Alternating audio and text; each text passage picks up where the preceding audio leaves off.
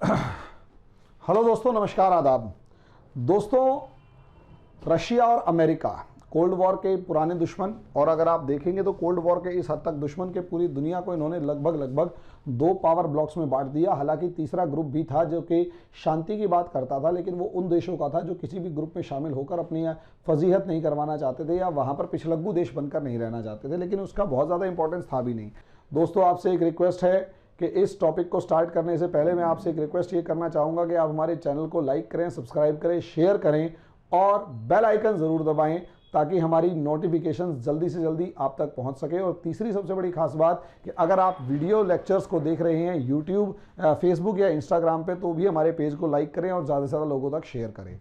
और एक important information और दोस्तों, कि हमारी test series GS test series start हो चुकी हैं। जो भी स्टूडेंट इंटरेस्टेड है पीटी और किसी भी पीसीएस के लिए, तो ओवरऑल के लिए आप हमारी वेबसाइट या ऐप के ऊपर उस जीएस टेस्ट सीरीज़ को ज्वाइन कर सकते हैं और अच्छी से अच्छी प्रिपरेशन कर सकते हैं। धन्यवाद। लेकिन अगर आप यहाँ पर देखेंगे तो असलियत में यहाँ आप देखेंगे एक तरफ अमेरिका है, दूसरी तरफ रशिया है, और किसी टाइम पर ये रशिया ना होकर यूएसएसआर हुआ करता था। और अमेरिका और यूएसएसआर के बीच का जो कोल्ड वॉर चल रहा था, उस कोल्ड वॉर ने पूरी दुनिया को 1945 से लेकर 1991 तक छकाए रखा। पूरी दुनिया घबराहट में रहती थी कि कब ये दोनों देश लड़ पड़े। इनके पास लगभग 13 या 14 हज़ार के करीब न्यूक्लियर बम होते थे, और अमेरिका कौन सा कम था, इसके पास भी लगभग 9 या 9.5 हज़ार के करीब न्यूक्लियर बॉम्ब्स होते थे। ऐसी सिचुएशन में दोनों देशों को देखा जाए और अगर एक बार ये लड़ पड़े तो पूरी दुनिया को किस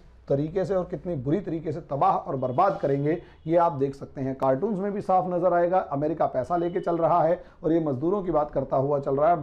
बंदूकें दोनों ने एक दूसरे के ऊपर तान रखी हैं। यहाँ पर नीले रंग को अगर आप देखेंगे तो वो कैपिटलिस्ट ब्लॉक था, और लाल या फिर मैरून रंग को देखेंगे तो वो सोवियत संघ का ब्लॉक था। लेकिन खास बात यह कि कुछ देश ऐसे थे जो किसी भी ब्लॉक में शामिल नहीं थे, और जो किसी भी ब्लॉक में शामिल नहीं थे उनको गुटनिरपेक्ष देश या फिर नॉन अलाइंड मूवमेंट के ग्रुप में रखा गया। और ये किसी टाइम पर कोल्ड वॉर का एक बहुत इंपॉर्टेंट सेक्शन हुआ करता था। अब यहाँ अगर आप देखेंगे तो ये कोल्ड वॉर का ही हमने इसमें पार्ट बताया, यूएस अलाइज और यूके अलाइज, लेकिन यूएस अलाइज और यूएसएसआर अलाइज। लेकिन 1991 के अंदर अगर आप देखेंगे तो death of Soviet union declare and 2 republics form new Commonwealth. और असलियत में रशिया का सोवियत यूनियन का डिसइंटीग्रेशन हो गया, कोल्ड वॉर यानी खत्म हो गया, उसकी कब्र बना दी गई। अमेरिका जो है वो जीत के निकला, कोल्ड वॉर खत्म हो गया। बर्लिन वॉल जो ये दीवार थी, जर्मनी 2 हिस्सों में डिवाइड हो रखा दीवार थी, ये तोड़ दी गई, और सोवियत यूनियन की भी कब्र खोद के इसे खत्म कर दिया गया। इस तरीके से कोल्ड वॉर खत्म हुआ। लेकिन क्या कोल्ड वॉर खत्म होने के बाद सब कुछ वैसा ही हुआ जैसे दुनिया चाहती थी? लेकिन नहीं। कारण उसका यह था कि दुनिया में उस समय पर भी सबसे एक बड़ा देश कौन सा था? रशिया। रशिया उस टाइम पर दुनिया का, अभी भी, पहले भी दुनिया का सबसे बड़ा देश था, लेकिन 15 टुकड़े होने के बाद भी रशिया सबसे बड़ा देश बनकर उभरा। और पुतिन जब तक 1990 से लेकर 91 से लेकर अप्रॉक्सीमेट 2000 तक रशिया बिल्कुल शांत था, कोई प्रॉब्लम नहीं थी। लेकिन जैसे ही पुतिन राष्ट्रपति बने, रशिया ने रिवाइव करना शुरू किया, और जैसे जैसे रशिया ने रिवाइव करना शुरू किया, अमेरिका को चैलेंज करना शुरू किया, और जो खोई हुई प्रतिष्ठा थी रशिया की, यूएसएसआर की, सोवियत यूनियन की, उस खोई हुई रेपुटेशन को दोबारा से गेन करने की तैयारी करनी शुरू करी। और जैसे ही दोबारा से गेन करने की तैयारी शुरू हुई, यहां से अमेरिका की आंखों में खटकना शुरू हुआ। और जो यूरोपियन यूनियन बनी थी, अगर आप देखेंगे ये यूरोपियन यूनियन बना था, इस यूरोपियन यूनियन ने रशिया को चैलेंज करना शुरू किया और ज्यादा से ज्यादा देशों को यूरोपियन यूनियन में मिलाने की कोशिश की गई, जैसे बेलारूस, जैसे यूक्रेन, जैसे लातविया, लुथियानिया, एस्टोनिया, ये तो पहले थे ही थे, पोलैंड भी रशिया का हिस्सा था, रोमानिया, बुल्गारिया, ग्रीस वगैरह, यहाँ सब खासकर रोमानिया, बुल्गारिया, ये तो रशिया के ही सपोर्टर किसी टाइम पर हुआ करते थे, और इनको धीरे धीरे मिला लिया गया। और अगर आप, हंगरी भी उसका होता था, रशिया के पक्ष में होता था, स्लोवाकिया भी रशिया के पक्ष में होता था। तो ऐसी सिचुएशन में इन सब देशों ने, ये सब देश यूरोपियन यूनियन में जब जाने लगे और रशिया का राइज होने लगा, तो रशिया इनको अपने साथ कॉमनवेल्थ में मिलाना चाहता था। जो पुराने सोवियत के फ्रेंड्स थे, रशिया उनको कॉमनवेल्थ में मिलाना चाहता था। लेकिन इन सब को, खासकर यूक्रेन को, क्योंकि रशिया का राइज हो रहा था तो अमेरिका के लिए चैलेंज था, और यहाँ पर ब्लैक सी के अंदर रशिया की जो डोमिनेंस थी वो कहीं ना कहीं अमेरिका को खटक रही थी। और क्योंकि अमेरिका को खटक रही थी और यूरोपियन यूनियन जो है वो यूक्रेन को अपने साथ यूरोपियन यूनियन के अंदर मिलाना चाहता था। यूक्रेन कौन? यूक्रेन वो देश जो किसी टाइम पर रशिया का हिस्सा हुआ करता था। और मजे की बात, यूक्रेन की राजधानी कीव के अंदर रशिया की कम्युनिस्ट सरकार के लगभग सभी डिसीजन लिए जाते थे और उससे पहले के रूसी एम्पायर की भी राजधानी कीव ही होती थी, मॉस्को तो बाद में बनी। ऐसे हालात में आप देखिए कि यूक्रेन के रशिया के साथ बहुत अच्छे संबंध हुआ करते थे, लेकिन यूक्रेन ने रशिया के साथ जाने की जगह यूक्रेन ने यूरोपियन यूनियन के साथ जाने की जब सोची तो रशिया जो अपने आप को और ताकतवर बनाने की कोशिश में लगा हुआ था उसे बड़ा झटका लगा और यूक्रेनियन गवर्नमेंट और रशिया के बीच में थोड़ी सी डिस्प्यूट्स क्रिएट हो गए। लेकिन यूक्रेनियन गवर्नमेंट ने एक बहुत बड़ी गलती करी और ये कहा कि जिसको यूक्रेनियन लैंग्वेज आती है केवल वो ही यूक्रेन का नागरिक होगा और जिसे यूक्रेनियन लैंग्वेज नहीं आती है वो यूक्रेन का नागरिक नहीं होगा। वो किया इसलिए गया था क्योंकि यूक्रेन में यूक्रेनियन और रशियन दो लैंग्वेजेस चलती थी और रशियन लैंग्वेज होने के नाते या रशियन लैंग्वेज होने के चलते यूक्रेन के आम लोग भी रशिया के संपर्क में ज़्यादा रहते थे और यूरोप के बाकी देशों के कांटेक्ट में या संपर्क में कम होते जा रहे थे। ऐसी सिचुएशन के अंदर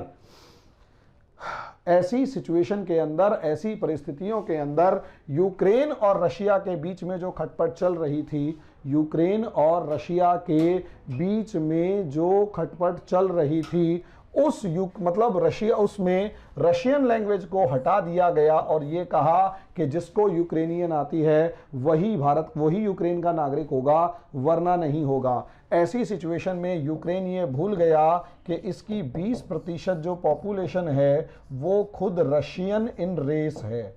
अब क्योंकि वो 20% पॉपुलेशन रशियन इन रेस है और ये सारी इसके पूर्वी हिस्से और क्रीमिया के अंदर बसती है और रशिया इस चीज़ को समझता है और इसीलिए रशिया ने यूक्रेनियन गवर्नमेंट की इसी गलती का फ़ायदा उठाया। रशिया ने यूक्रेन की सरकार की इसी गलती का फ़ायदा उठाया क्योंकि वहाँ एक जन विद्रोह भड़क गया। 20% आबादी गुस्से में आ गई कि हम यूक्रेनियन लैंग्वेज नहीं सीखेंगे, हम यूक्रेनियन ही नहीं हैं, हम रशियन है, अलग देश बना रहे हैं।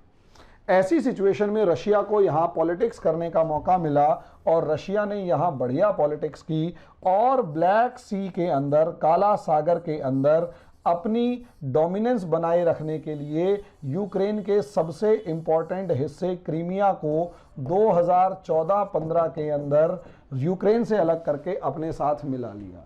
नतीजा ये हुआ कि पूरी दुनिया स्तब्ध थी और अभी भी यूक्रेन के बड़े पूर्वी हिस्से के अंदर वॉर चल रहा है और रशिया लगातार उनको हथियार और गोला बारूद और मिसाइलें और जो भी रसद है वो खुल के पहुंचा रहा है और रशिया यूक्रेन की सरकार का सरदर्द बना हुआ है।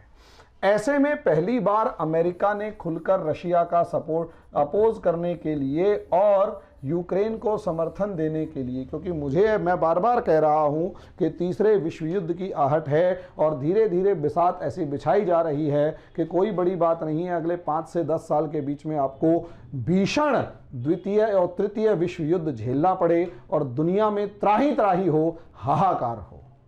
दुनिया में त्राही त्राही होगी, हाहाकार होगा अगर आपने ये तृतीय विश्व युद्ध या तीसरा विश्व युद्ध झेलने के मतलब देखा तो, और होने की संभावना है क्योंकि यहाँ बिसात बिछनी शुरू हो चुकी है। क्योंकि एक तरफ रशिया को घेरने के लिए अमेरिका जो है वो बियर स्ट्रेट के अंदर या फिर नॉर्वे के अंदर अपने B-2 बॉम्बर्स प्लांट कर रहा है, 5 से 7 वहाँ प्लांट खड़े कर रहा है, और दूसरा अब यूक्रेन को अमेरिका ने 12.5 करोड़ अमेरिकन डॉलर्स देने का वादा किया है और इन 12.5 करोड़ डॉलर से यूक्रेन को कहा है कि आप पेट्रोल वेसल्स खरीदिए जो कि इस जो भी आपका समुद्र तट है उसकी रक्षा कर सके, उसकी निगरानी कर सके, और आर्म्स और एम्यूनिशन खरीदिए ताकि आप रशिया के जो विद्रोही ग्रुप हैं, रशियन विद्रोही ग्रुप हैं, रशियन रिबेलियंस हैं, उनसे पंगा ले सके, उनसे लड़ सकें। एक तरफ उन्होंने ये कहा और दूसरी तरफ ये भी वादा किया कि आपने अगर ये 12.5 करोड़ डॉलर्स यूज कर लिए तो अगले 15 करोड़ डॉलर्स की आपको हम और मदद करेंगे ताकि आप और ज्यादा मजबूत हों। अमेरिका की यूक्रेन को खुली चुनौती या अमेरिका की यूक्रेन को खुली समर्थन, खुला सपोर्ट कहीं ना कहीं अमेरिका के लिए रशिया के लिए अमेरिका की चुनौती है कि रशिया को घेरने की पूरी तैयारी कर रखी है। और क्योंकि रशिया को घेरने की तैयारी कर रखी है तो अब यह देखना होगा कि रशिया इसके काउंटर में क्या कर रहा है, क्योंकि मैं आपको पहले ही बता चुका हूं कि अमेरिका पूरी तैयारी में है रशिया को घेरने की।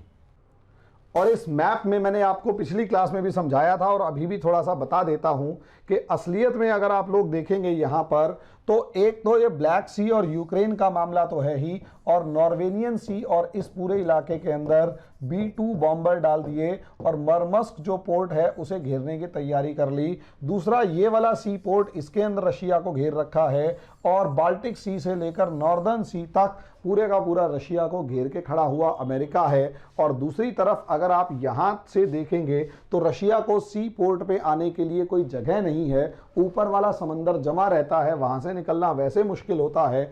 और इधर की तरफ अगर आप देखेंगे रशिया के पास एक ऑप्शन यहां पर व्लादिवोस्तोक वगैरह है, लेकिन प्रॉब्लम यह है जापान और साउथ कोरिया इस व्लादिवोस्तोक को घेर के खड़े हुए हैं। ओवरऑल कहने का मतलब यह है कि रशिया चारों तरफ से समुद्री मार्ग और खासकर वार्म पोर्ट पाने के लिए तिलमिलाता है, तड़पता है, और अमेरिका को इस कमजोरी का पता है। यही कारण है अमेरिका लगभग हर मामले में रशिया को घेर कर खड़ा हुआ है, और रशिया इस चीज से बहुत ज्यादा गुस्से में होता है। और यही रीजन है रशिया अभी भी अमेरिका को नहीं बख्शता, भले ही कमजोर हो गया हो, और अमेरिका अभी भी रशिया को घेरे रखने की कोशिश करता है, भले ही रशिया उसके सामने कुछ खास ताकत, बड़ी ताकत ना बचा हो।